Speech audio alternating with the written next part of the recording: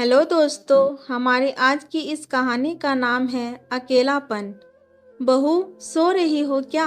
बिमला जी ने अपनी बहू निधि के कमरे में झांकते हुए धीरे से बोली। सास की आवाज़ सुनकर लेटकर मोबाइल चलाती हुई निधि उठकर बैठ गई और बोली, नहीं माँ जी, आइए ना, कोई काम है क्या? नहीं बहू, काम तो कुछ नहीं, बस यूं ही आ तेरे बालों में तेल लगा दूं। विमला जी प्यार से बोली। नहीं नहीं माँ जी, मैंने आज ही बालों में शैम्पू किया है। हड़बड़ाते हुए निधि बोली। अच्छा, लेकिन हम तो हमेशा तेल लगाते थे। तेल से बाल लंबे और काले रहते हैं, थकान भी दूर हो जाती है। गांव में तो हम आस पड़ोस की औरतें दोपहर को साथ में बैठकर एक दूसरे के बालों में तेल लगा देते थे, नहीं तो स्वेटर बुन लिया करते थे और साथ ही खूब गप्पे लड़ाते थे। विमला जी बोले ही जा रही थी और निधि बस बेमन से हूँ हाँ कर रही थी। करीब 1 घंटे बाद विमला जी उठकर जाने लगी तो निधि ने चैन की सांस ली और वह दोबारा कमरे का दरवाजा बंद करके सो गई। विमला जी कुछ दिनों पहले ही गांव से आई थी। जब उनके पति थे तो दोनों का समय अच्छे से व्यतीत हो जाता था। गांव में आस पड़ोस के लोगों से उनकी अच्छी बनती थी और बहुत सारा खेती बाड़ी भी थी, जिसे संभालते हुए दोनों हंसी खुशी से अपना जीवन व्यतीत कर रहे थे। विमला जी का बेटा रवि शहर में नौकरी करता था और अपनी पत्नी निधि के साथ वहीं बस गया था। सब कुछ ठीक था, लेकिन जब रवि के पिताजी का देहांत हो गया तब से विमला जी का स्वास्थ्य बिगड़ने लगा। रवि को अपनी माँ को अकेले गांव में छोड़ना सही नहीं लगा, इसीलिए वह उन्हें अपने साथ शहर ले आया। निधि भी स्वभाव से अच्छी थी और सास के प्रति अपनी जिम्मेदारी भी समझती थी, लेकिन इतने सालों से अकेले रहने और अपनी मर्जी से जीने की जो आदत थी, वह भला कुछ दिनों में कैसे बदल सकता था। विमला जी का कमरा निधि ने अच्छे से व्यवस्थित कर दिया था, लेकिन फिर भी वह कभी इधर तो कभी उधर टहलते रहती थी। कभी बालकनी का चक्कर लगाती, लेकिन आस पड़ोस में किसी की कोई प्रतिक्रिया ना देखकर बूझे मन से वापस आ जाती थी। घर की साफ सफाई और बर्तन धोने के लिए एक नौकरानी रखी हुई थी।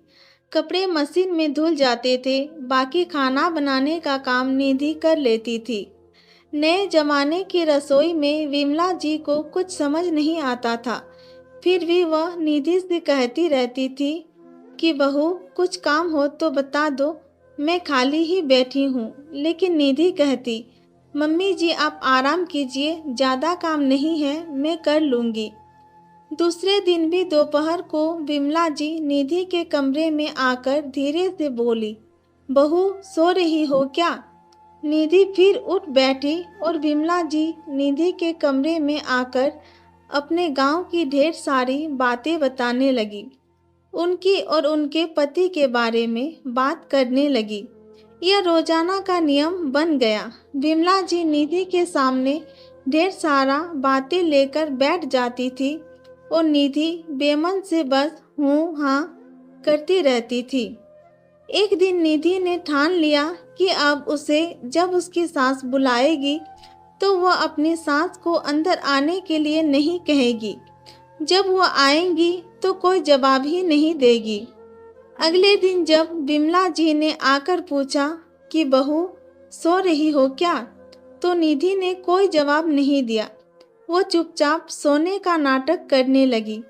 विमला जी 2-3 बार निधि को बुलाई, लेकिन उसकी कोई आवाज़ ना पाकर वह वापस चली गई। 4-5 दिन ऐसा ही हुआ। फिर विमला जी ने निधि के कमरे में आना बंद कर दिया। निधि अब चैन से सोती या फिर मोबाइल पर बातें करती रहती। एक दिन जब निधि अपनी माँ से बात कर रही थी तो उसकी माँ काफ़ी उदास लग रही थी।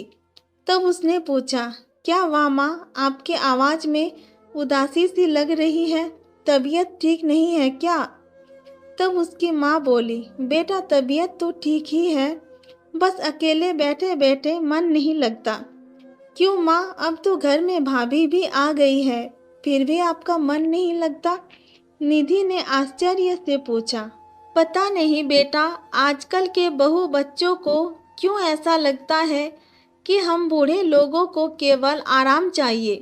तेरा भाई तो सुबह से शाम तक ऑफिस में रहता है और तेरी भाभी काम करके अपने कमरे में चली जाती है।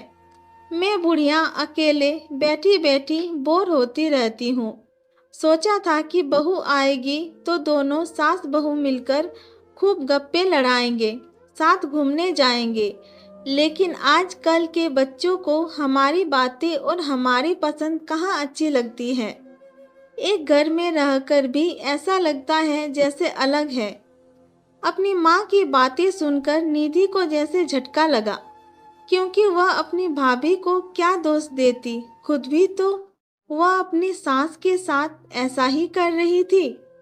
बेचारी बिमला जी 2 घड़ी अपने मन की बातें साझा करने के लिए आती तो निधि बहाने बनाने लगी। यदि थोड़ी देर वह अपने सास के साथ बातें कर भी लेती तो उसका क्या बिगड़ जाता। निधि ने बूझे मन से फोन रख दिया और उठकर अपनी सास के कमरे की ओर बढ़ गई। बाहर खड़े होकर उसने आवाज लगाई, मम्मी जी सो रहे हैं क्या? तब बिमला जी फटाक से बोली, नहीं बहू, यूं ही बैठी थी। अब सारा दिन नींद कहाँ आती है। मम्मी जी आइए, आपके बालों में तेल लगा दूं? निधि ने तेल की शीशी दिखाते हुए कहा तो बिमला जी का चेहरा खिल उठा। अब तो सास बहू की खूब बातें होने लगी। तेल का तो बस बहाना था। बिमला जी अपनी कहती और निधि अपनी। कभी कभी निधि उन्हें बाहर घुमाने भी ले जाती। धीरे धीरे बिमला जी भी शहरी जीवन में ढलने लगी। अब उन्हें इस शहर में रहना अच्छा लगने लगा। दोस्तों, अकेलापन एक ऐसी बीमारी है जिसका इलाज दवाइयाँ नहीं बल्कि अपनों के साथ में है। दोस्तों, अगर वीडियो पसंद आया तो लाइक कीजिए, शेयर कीजिए एंड हमारे चैनल को सब्सक्राइब जरूर कीजिए। Thank you.